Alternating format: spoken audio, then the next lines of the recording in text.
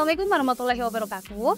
Di dunia pembelajaran digital, multimedia interaktif menjadi kunci utama dalam memberikan pengalaman belajar yang menyeluruh dan juga menarik.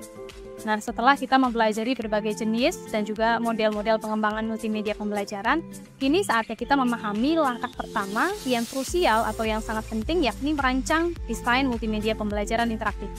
Nah, kegiatan merancang sebuah program MPI ini mirip dengan ketika kita ingin merancang sebuah rumah impian.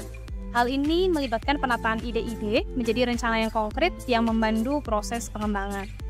Desain tidak hanya tentang estetika, tetapi juga menyusun struktur yang memastikan materi-materi pembelajaran dapat tersampaikan dengan jelas serta lebih efektif. Merancang program MPI sama dengan kegiatan mendesain, yakni membuat gambaran program MPI yang seperti apa yang akan kita buat.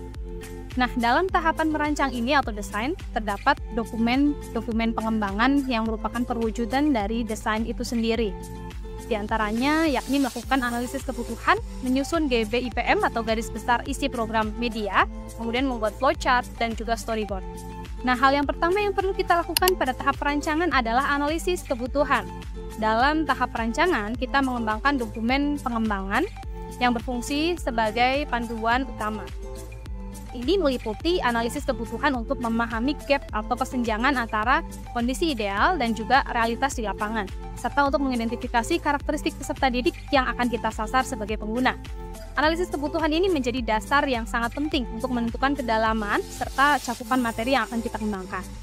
Data ini dapat dihimpun melalui berbagai instrumen, seperti instrumen angket, pedoman wawancara, ataupun pedoman observasi untuk memastikan bahwa setiap aspek dari program pengembangan multimedia pembelajaran interaktif yang kita kembangkan sesuai dengan kebutuhan yang sebenarnya. Nah, setelah menganalisis kebutuhan, selanjutnya kita perlu membuat GBIPM atau garis besar isi program media. GBIPM ini membantu kita untuk memastikan bahwa pengembangan program multimedia pembelajaran interaktif dilakukan secara terstruktur dan juga efektif, serta tujuan pembelajaran dapat dicapai dengan baik. Secara umum, komponen GBIPM ini terdiri dari kompetensi dasar atau capaian pembelajaran, indikator, pokok-pokok atau topik materi, menu, media, evaluasi, referensi. Nah, setelah menyusun GBIPM, selanjutnya kita perlu membuat flowchart dan juga storyboard. Nah, flowchart menjadi alat visual yang penting dalam merancang program MPI. Ini membantu kita untuk mengidentifikasi urutan langkah dan hubungan antar elemen dalam program sehingga proses pengembangan menjadi lebih terstruktur dan juga efisien. Nah, sedangkan storyboard dibuat untuk merinci desain program MPI secara lebih mendalam.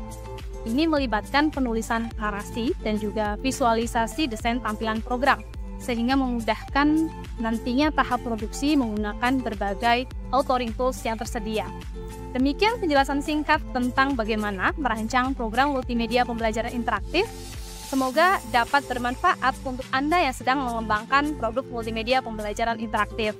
Terima kasih sudah menonton, sampai jumpa di video berikutnya.